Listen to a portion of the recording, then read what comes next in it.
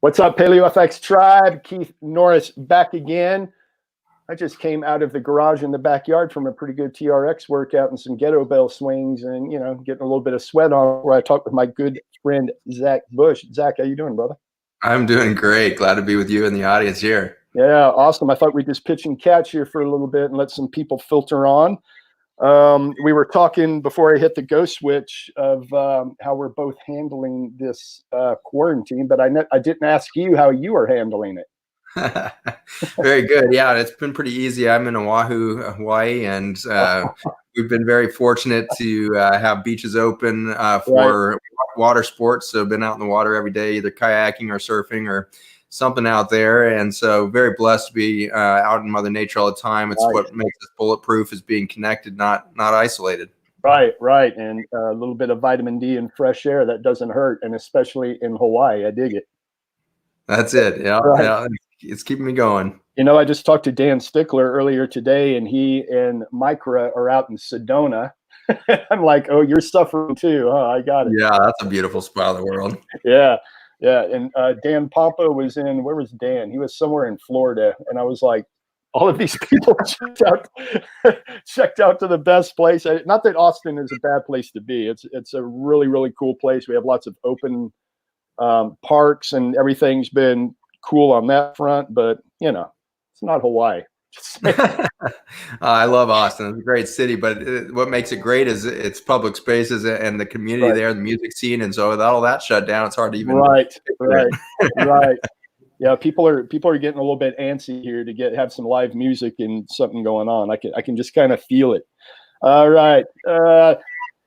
Dr. Zach, I'm going to read your bio real quick, just so everybody knows who we're talking to, as if they don't already. But I'll run through really fast while people are joining. So Zach Bush, MD, is a physician specializing in internal medicine, endocrinology, and hospice care. Excuse me. He's an internationally recognized educator and thought leader on the microbiome as it relates to health, disease, and food systems. Dr. Zach founded Seraphic. Did I pronounce that right? You got it. Yes. The Seraphic Group and the nonprofit Farmers Footprint to develop root cause solutions for human and ecological health. His passion for education reaches across many disciplines, including topics such as the role of soil and water ecosystems in human genomics, immunity, and gut-brain health. Dr. Zach, I dig that. Just wondering real quick, do you know Mario Martinez, Dr. Mario Martinez?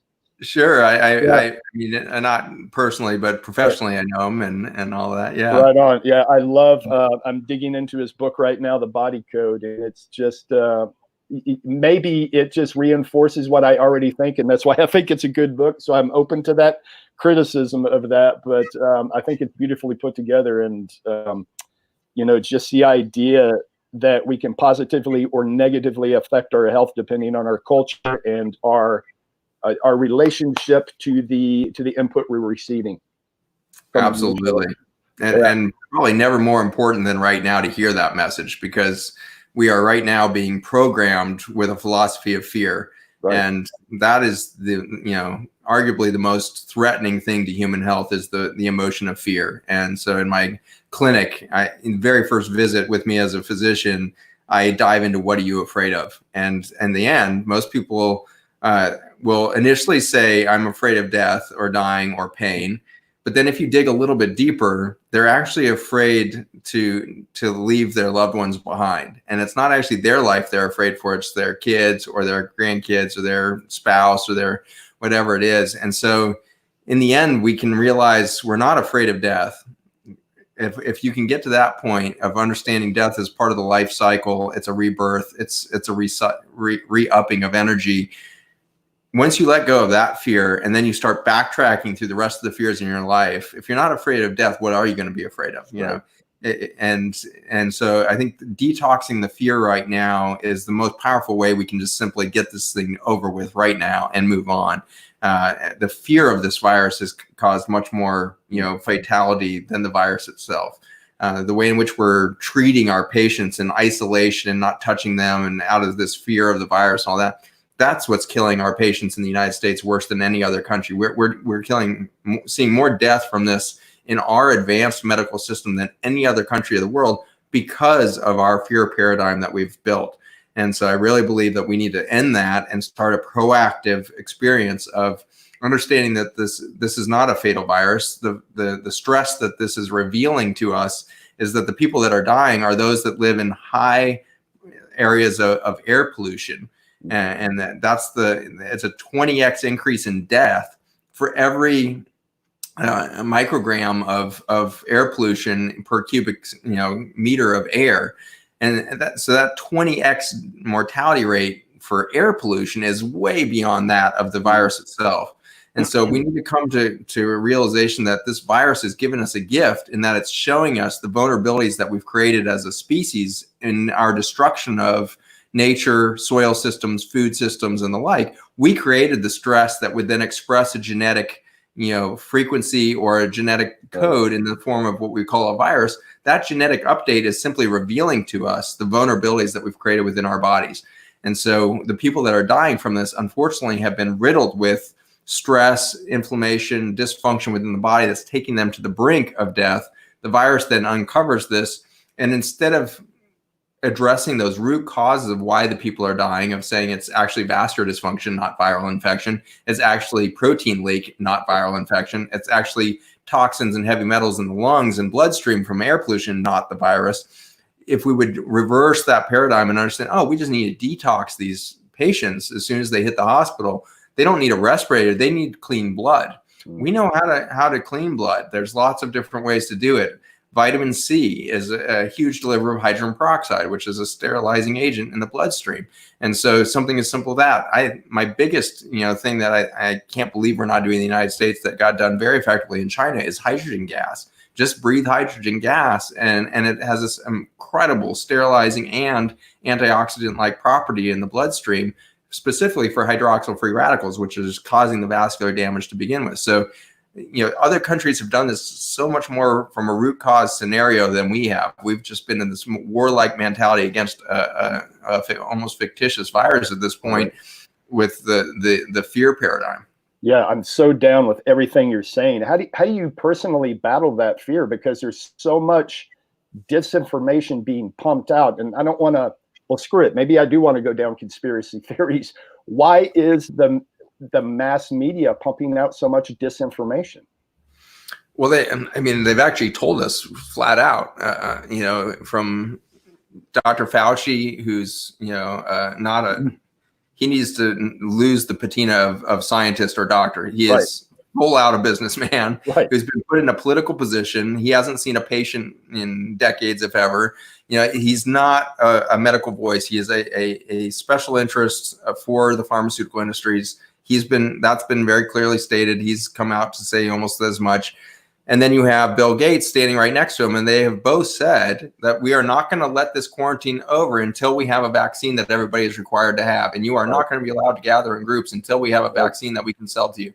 And so it's no longer, I think there was conspiracy theories and concerns about that at first. And then they just flat out came out and said it. And no, this is why we've got you in quarantine, is we're not going to let you out until we can put this, mandate on everybody. So we no longer have to guess. That's their agenda. Right. And I've said quite a bit that if taking off your shoes and going through TSA was the output of 9/11, guess what you're going to need before you travel next? Guess what's coming down the pike? I hope I am wrong on that. But again, they've come straight out to say it. They want digital, readouts in our IDs. They want them actually in our skin.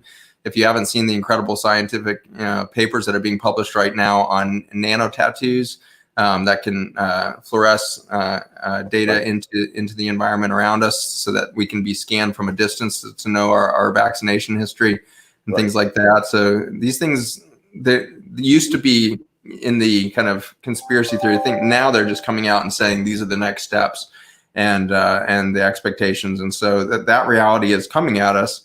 The question is, what solutions do we put in place? What philosophy what societal structure do we put in place to create an alternative to that? Because if we're not in a proactive state, that's going to happen to us. Yes. I believe America became a nation under a proactive rejection of a common paradigm. Right. And we have eroded and lost our identity as a nation in the last 3 decades since we allowed for our media to be owned by special interests. Right. That was in the 1990s. And so 1990s forward, we see the erosion of information, free journalism, free press. These are the very foundations of our nation, and those are disappearing. And so America may have been a great nation at one point, but the greatness that we represented, we are handing away to the loss of our own identity as a nation. And whatever good we could have done for the mindset of communism or whatever other suppressive regime that we could have brought light to, we're now just exporting the erosion. We basically are exporting big data collection and toxic agriculture. That's what we're taking to the world right now. And so we need to take the greatness of America back and say, no, the greatness of America is about individuality and the importance of civil liberties, and the respect that we are each due should be reflected in our laws, including our health codes. And so we need to be proactive as voters, proactive as political and health leaders to say there is sovereignty. And as I think it was Benjamin Franklin that said, anybody who says that they are unwilling to go through a period of suffering or a risk of life to lose freedom cares nothing for freedom itself. Right. And so if we are going to go through freedom, yes, we're going to take the risk of COVID's done. That thing is in our past. Is not going to be a problem. Just like SARS was over in a 24-month period, MERS was over. Those are other coronaviruses. They get over. There was no immunization that happened to get those gone. They just leave, and new viruses will be here. And under the stress that we're creating on the world, the stress is going to be worse. The pandemics are going to get far worse. This was not even a bad flu season. And so COVID we've had less respiratory death in the United States this year than we did, from flu 2 years ago. And so we really haven't seen a bad problem here. We are set up for a very bad problem on the health side. But right now, a relatively mild year of respiratory death is being used to take away civil liberties again and to justify this erosion. And so that there's a biologic concern, but there's a much bigger, I think, freedom, civil liberties problem emerging. Right. This is Power Grab 101. Create the problem, propagandize fear, and create the solution. And it's wash, rinse, repeat. I mean, and we're seeing that right now. So Dr. Zach, how do you talk people off the cliff if they come into you in fear? Yeah, I like going right at death. I'm like, are you afraid of dying? And they might struggle with that for a few minutes. And if not, then okay, so if we're not afraid of dying, and yeah, you would miss your loved ones, you're afraid they would miss you. You go through those kinds of fear things. Okay. You're here right now. You're on purpose. You showed up right here. We're at a tipping point of human history. We're actually, in fact, on a tipping point of human biology on the planet. We're in the 6th grade extinction. We've lost 40% of biologic life on Earth in just the last 40 years. In another 60 to 80 years, humans are likely to go extinct at our current rate. We will see 97% loss of life from acidification of oceans and soil systems, just like we did in the previous 5 extinctions, if we stay on the same track. But you showed up right now, and 7 billion people showed up right now. And we know something interesting from the microbiome is that when you reach a certain threshold of mass population and they get to talk, they start to exhibit something called quorum sensing. Quorum sensing is a hyper-intelligence, a consciousness that is much greater in the connection of a population than any individual can have.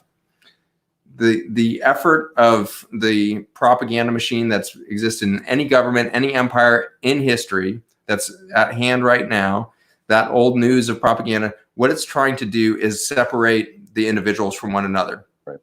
They're trying to break quorum sensing. I am so excited that our response to this crisis has been to connect more aggressively. And so it's everybody's like having freaking Zoom conferences with their own families every week. They haven't talked to their family in months or years. And suddenly every week they're talking. People are getting FaceTime together. They're really connecting. And so I'm very excited that we have rejected that element of the effort. We have rejected the separation part. And we're going to say, no, we're going to connect more aggressively. You and I wouldn't be doing this Instagram or this Facebook Live thing right now if it wasn't for our conviction that we need to connect. We need to get more intelligent in our vibration together. And so that's what we're achieving right now is quorum sensing in this group. Whoever's listening right now, you are part of a vibration.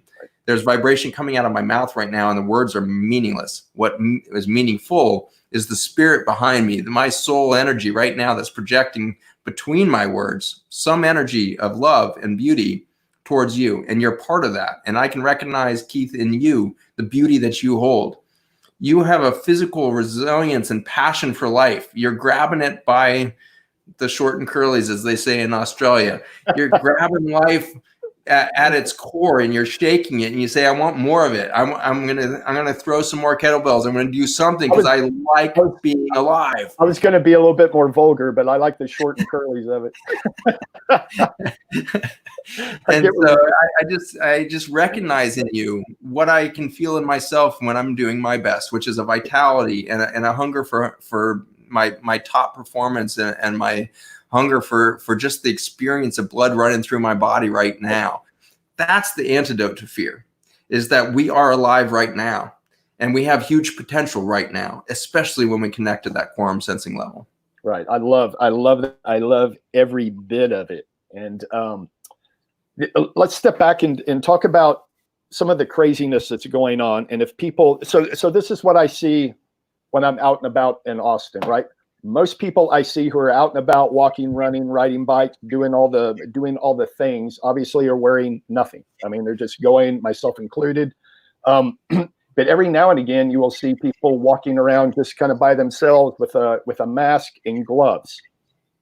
And I'm wondering, okay, so there's disinformation being put out. So there's one thing. Another thing is there is a massive, and I am going to connect you with two of my very best friends, Todd and Cole Whitty, because I want them to get you on their podcast. Just a pin drop right there.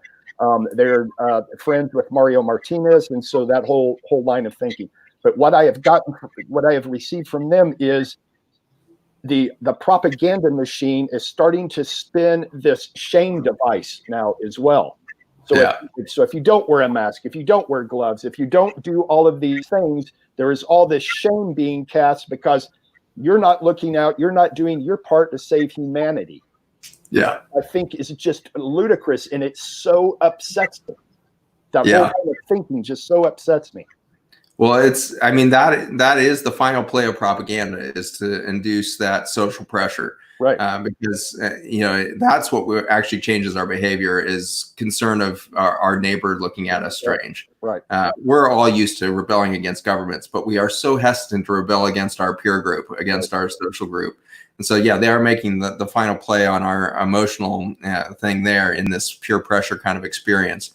If you want to, we can debunk that process of gloves and masks. So what is a virus? A virus is a very, very tiny little particle of genetic information and a tiny little protein structure that your body has been built to absorb. Genetic information is the most, and its updates are the most important thing for human biology to be adaptive. Over 50% of the human genome is from viral source, meaning viruses over billions of years have been infecting, if you want to think of it that way, or being absorbed by mammals.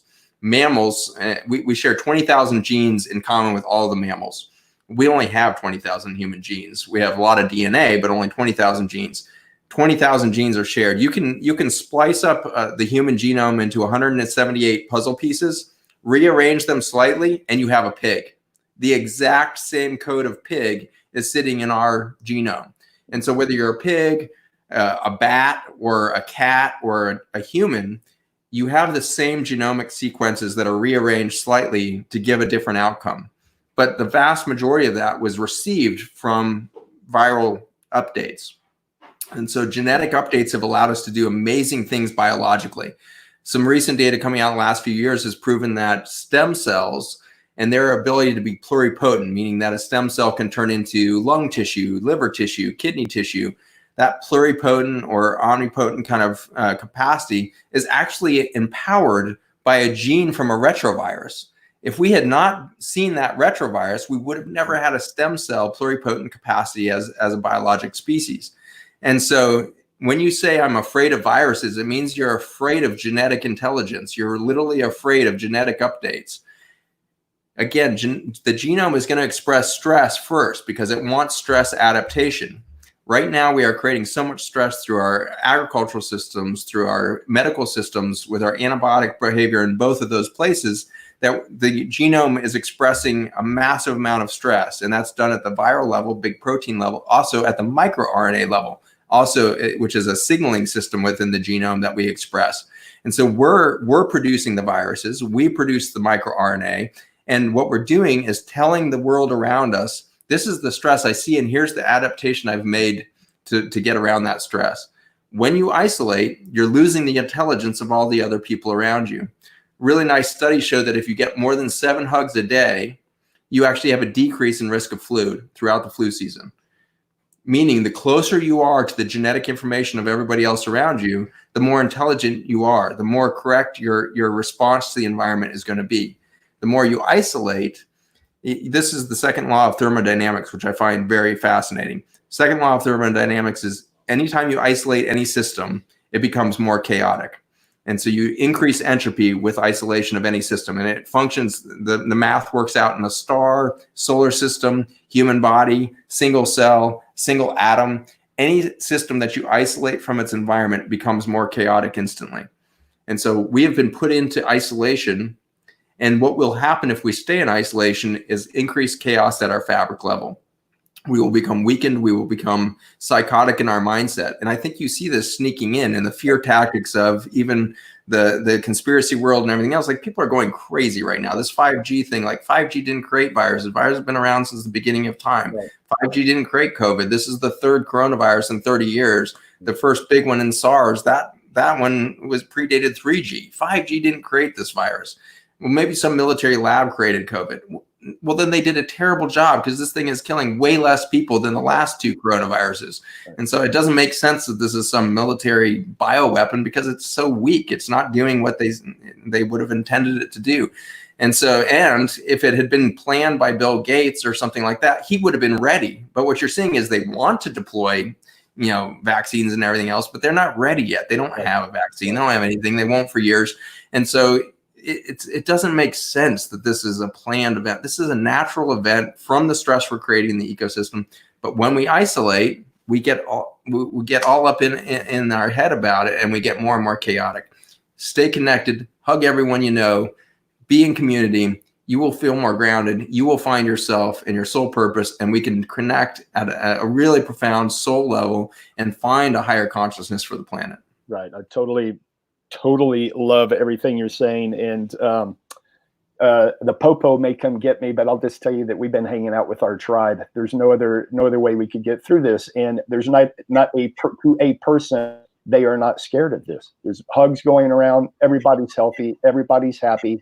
And it keeps us connected. And I think we're obviously stronger for that. And I know we're stronger. There's no question. We've known that going in. So. Yeah. So I guess I didn't even answer my own question. We started there with, does a mask work? That's fine. The body is built to absorb genetic information. Right. We absorb it through our skin, eyes, ears, certainly nasal mucosa, oral mucosa with skin. We are absorptive mechanisms for this genetic information. And so when you throw a mask on, you've done absolutely nothing to change your theoretical risk walking around the neighborhood or something like that. Furthermore, that mask is made by something called a mesh-blown plastic. And so the way that they create the inner lining of a surgical mask is they take polypropylene plastic, melt it, and inject air through it, and it blasts a net of melted plastic against a screen that's on a rotating drum. And it looks like a spider web slapping against the screen. And then they take that microplastic mesh and put it in the middle of the mask. Now you're breathing through microplastic that is friable. And so anytime the humidity of your breath starts to break down and enzymes from your breath start to break down that mask after a few minutes, you're starting to breathe microplastics. We know that polypropylene in particular, when it hits the lung lining, actually causes an erosion of the protective membrane in your lungs, and you become more prone to inflammatory injury or anything else from the environment. We now know that it's not the virus that's killing people, it's the air pollution in the environment. And so that's why northern Italy, that's why Hubei province in China, that's why Seattle, that's why New York City, that's why Louisiana, Any place that we have very high concentrations of 2.5 nanometer or smaller, or micron or smaller air pollution, we die from COVID. And so COVID is uncovering a vulnerability to the pollution that we've created. And it turns out that those masks have absolutely no barrier to 2.5 micron air pollution. So the thing that's actually killing people isn't even stopped by the mask. Right. And so the masks aren't there. They're covering too small of a part of your body. You're absorbing it through everything else. And they're adding vulnerability by breaking down that lung lining and making you vulnerable. Gloves, does that work? Again, there's two ways that a virus can transfer. One is the one that the government's been telling us, it travels in respiratory liquid. So these little droplets in the air, those droplets can only go 3 feet. So if we hang out 6 feet from each other, no problem. Well, that's fine if you want to only pay attention to half the viral science. The other half is that half of the viruses that are excreted, if not 90%, aren't in the droplet. They're actually airborne, meaning they're not bound to a water particle, which means they can travel great distances. And those have been tracked over very far distances, miles, and for days. And so imagine now that blowing up into the wind, and over a 3-day period, where is that going to blow to? The virus coming out of me is going to go inform the genomics of somebody in Asia in a couple of days, not my neighbor next door. And so again, we've been told this very, very small piece of the science to justify masks. Why do they want us to wear masks? Because it gives the perception of fear and chaos and a perception of danger where there is none. Right. And this I found ludicrous yesterday. Michelle and I went to the bank. We could not get into the bank without wearing a mask. So I'm like, okay, whatever. So here, mask up and walk into a bank, which first of all, I'm like, I would have never thought in a million years this would happen. So, okay. And we go into the bank and we're talking with the representative who has a plastic wall like you would see at a salad bar or something. He's wearing a mask. We're both, talking about how ridiculous this is as we're passing a pen back and forth to sign documents. And I'm going, this is just a like kabuki theater or some, it's ridiculous. It's ridiculous. I mean, it's just absolutely nuts. Yeah. But so, I think, part of us wants to just revolt, right? Part of us want a revolution. And I think, a lot of the stuff I've been putting out, I've been being grabbed by people who are then trying to, use it as a justification for a revolution at the science level or the political level. And I think there's something more exciting than that. There's an opportunity for us to change society completely. We should learn from the virome that there is no separation. Biology is singular. There either is life or the devoid state of no life. We are a very small pixel of life on the planet. We need a sociopolitical standpoint that stops believing in empire rise and fall. If we have a revolution right now, we will repeat the pattern. And there is not time to repeat the pattern. We have 10 years to change everything, to prevent the extinction of our species and 97% of life on Earth, perhaps over the next 100 years. And so we don't have time for a revolution. We need a metamorphosis. And that's where I get excited is let's not fight the status quo. Let's not argue with Bill Gates or Dr. Fauci and the NIH and the CDC and blah, blah, blah, blah, blah. Waste of energy. Let's instead start talking about how we're going to start growing food together in a community and figure out how we're going to become food independent again. Right. It should terrify you, not that there was a virus out the last few months, that we can't feed ourselves as a country should terrify you. Right. We literally have supply chains that go out 15,000 miles to bring food to us, especially during the winter months. And so if you look at Kansas, our most agricultural state in the union, 90% of the land of Kansas grows food. No, it doesn't. 90% of Kansas grows crops that we can't eat. 90% of the food that is eaten in Kansas has to be imported because they're not growing food. They're growing corn, soybean, and sugar to be processed into processed chemicals, single molecules for ethanol fuel, single molecules for polypropylene mass to be developed, polyesters to be in your clothing. And so our agricultural system has been usurped by the chemical industry. And so not only is it their chemical inputs that are being sold and making them rich, it's the outputs of our crops that are actually going on to line there. So when we have a collapse in international supply chain, we starve to death in a matter of days. Right. LA has a 3-day food supply. Hawaii has a 7-day food supply. Right. This is insanity. This is, the opposite of homeland security. If we want homeland security, we're going to start growing our victory gardens again in the backyard. And we're going to feed ourselves with 45% out of our backyard, just as we did at the end of World War II. If we want independence, if we want the American spirit to be reborn, if we want that to happen, it's going to start in the soil. Was speaking on a panel last year with this extraordinary woman. If you don't know her name, she's worth looking up. There's a recent documentary film made on her. Her name is Dolores Huerta. Dolores is the name of the film. Dolores Huerta, she is probably the most successful civil rights and civil liberties activist in the history of the U.S. She has been in the White House, invited by every president since Eisenhower to come to the White House to be honored for her efforts. She's part of the Hispanic civil rights movement and the farm revolution that happened in the 50s and 60s with Chicano culture and everything else. And she's in her late 80s, and she did the most eloquent, just like monologue tirade against the world right now, is how we're treating homosexuals, how we're treating women, how we're treating children, how we're, all of the things we're doing wrong as a society. And she's just like, she is so fast talking, so sharp, so intelligent in her experience. And at the end, I was telling her about our nonprofit, Farmers Footprint, and how we've decided we need to start a true social revolution in the soil. And she grabbed my arm and she said, well, that sounds like a good direction. I think you should go that way, because I have never in my history seen a successful revolution that didn't start with farmers.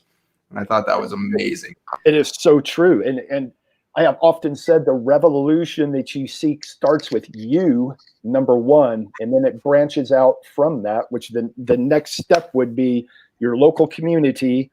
And what is the first thing that you have to have established in that local community? It's food. Perfect. And then it branches out from there. I couldn't agree more with that. Thank you very much for having this discussion. Let's move on to the gut biome. Awesome. And how important the gut biome is in all of this. If we're talking about bringing it all the way back, and the revolution starts with the individual, what are some things that we can do to make ourselves anti-fragile and resilient? Awesome. Same solution. Turns out your gut microbiome is the soil system of your body. And so here we are talking about agriculture soils and the need to start there. The immediate repercussions of that is a better gut microbiome. And so as soon as you go out in the garden, the air that you're breathing is embodied by not just 10 to the 31 viruses, which is an amazing number.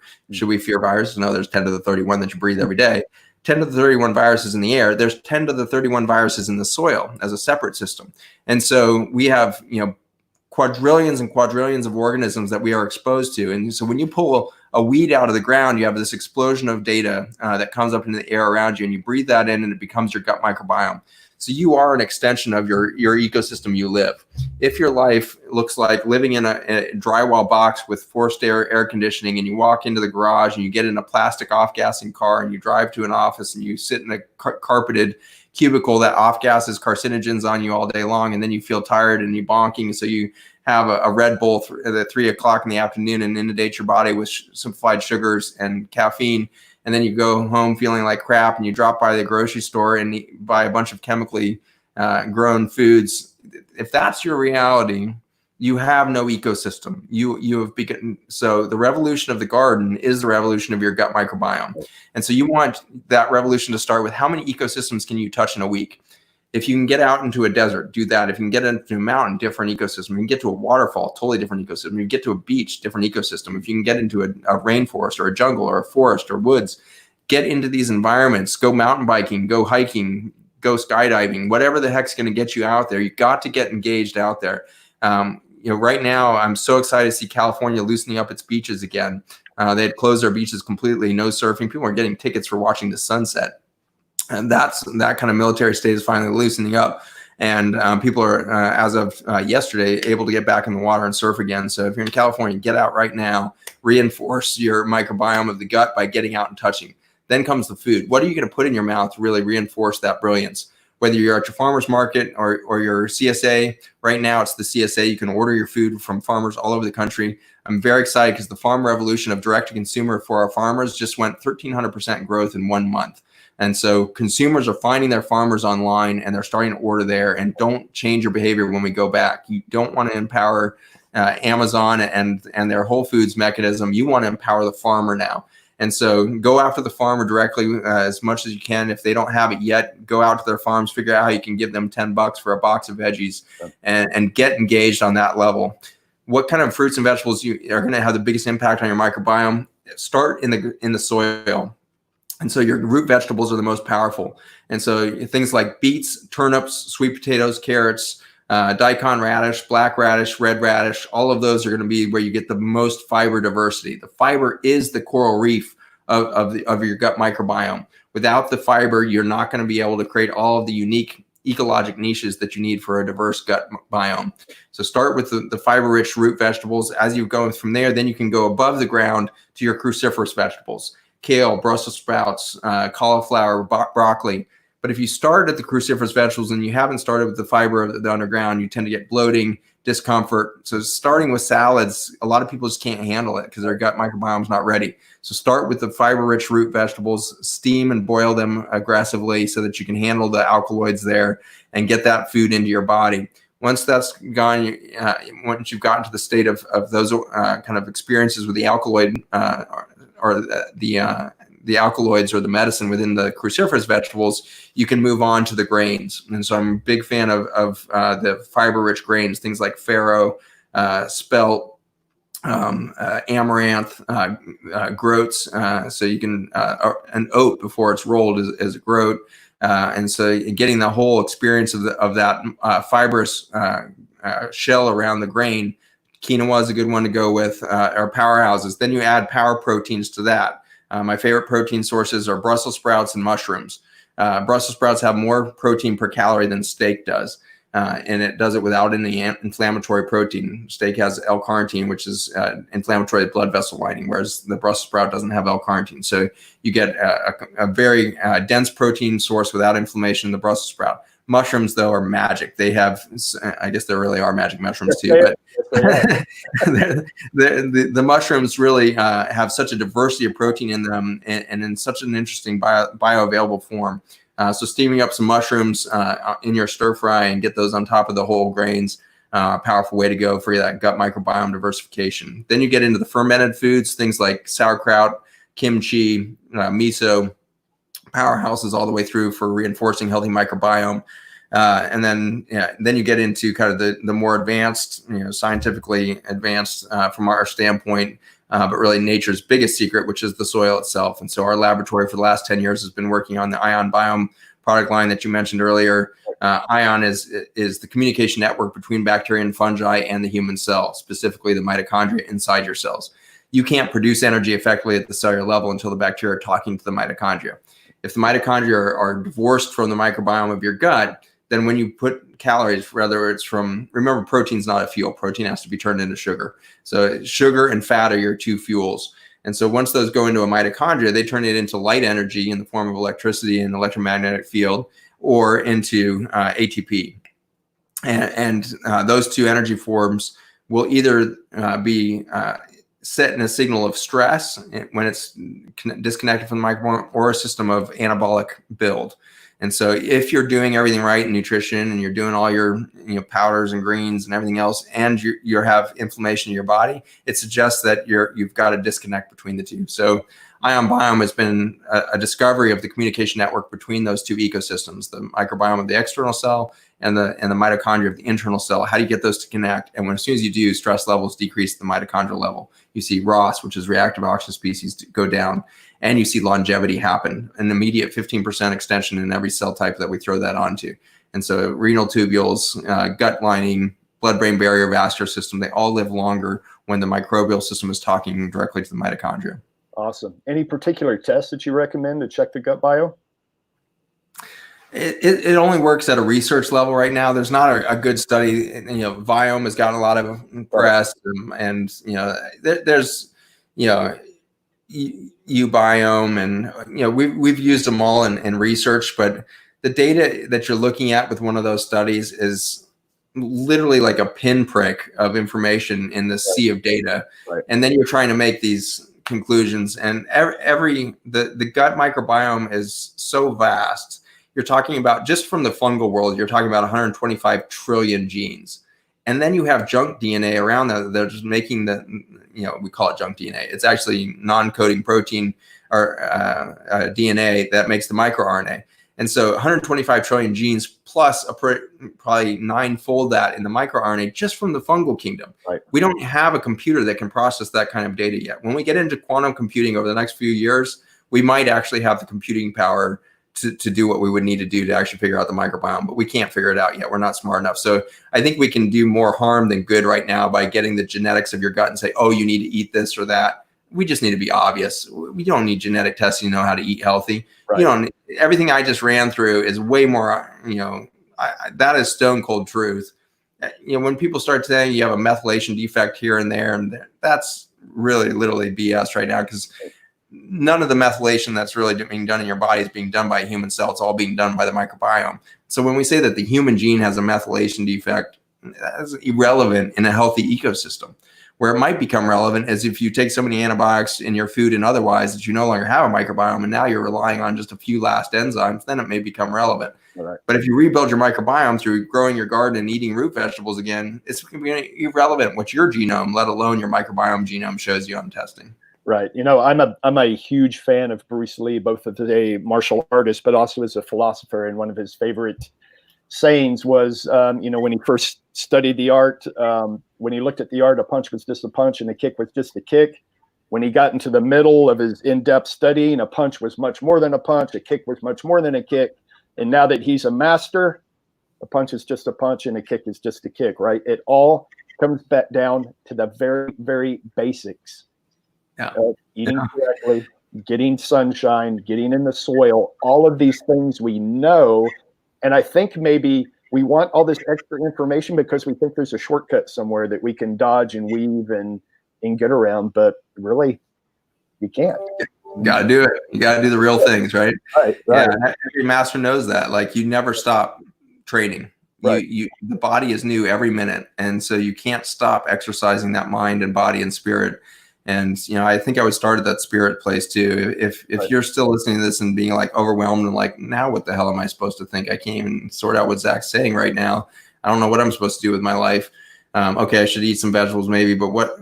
Just shut the mind up and shut me up and stop listening and just be silent and take 5 breaths. And then just ask yourself, do you feel fear or pain right now? Right. If so, breathe 5 more times. Do you feel fear or pain right now? Are you safe right now? Once you come to terms with the realization that you are safe right now, you can start from that space. Right. And you can become a creative being. You don't need information from me. If you're going to get anything from me right now, it's between my words. It's not my words. It's the energy of my trust in you. I trust that you are here on purpose right now, the tipping point of all human history, because you're on purpose. And I trust that you can find that purpose in the silence between the breaths and in the breaths and between the words. And I'm just so glad that you are here on Earth right now. I am so glad you're part of the 7 billion human being experiment to see if we can rise consciousness to this point of actually integrating into nature again. I want to do that with you, and I don't want to be part of that game, and I want to play with you on that level. So for all of you, I'm just grateful to be part of this, and I think we both got things to turn to next, but I'm excited to be engaged with you all, and very grateful for the opportunity to engage. Dr. Zach, I'm so glad you came on, and I said I was going to hold you up for 20 or 30 minutes, and I kept you for 40. Apologies for that, or over 40, I guess now. Thank you very much for hanging tight and answering all those questions and talking with us. And I will connect you to Todd and Cole Whitty. I know you guys will have a fantastic conversation. And man, just thank you so much for taking time out of your day to talk to the tribe. So grateful to be with you. Yeah, man. Sean. Right Lots on. of hugs. Yes, sir. All right, right on. All right. Dr. Zach, thank you very much. PaleoFX Tribe, we will be back tomorrow. I think Michelle has a few Facebook Lives. I possibly will be back in the afternoon. I don't know. I'll have to look at my schedule. But we will be back, guaranteed. If you have any questions, drop them in the comments. Either I or maybe Dr. Zach can drop in and answer some questions if he has time, if he can get off the surfboard long enough to come in and answer some. I don't know. But we will see everybody shortly. Take care.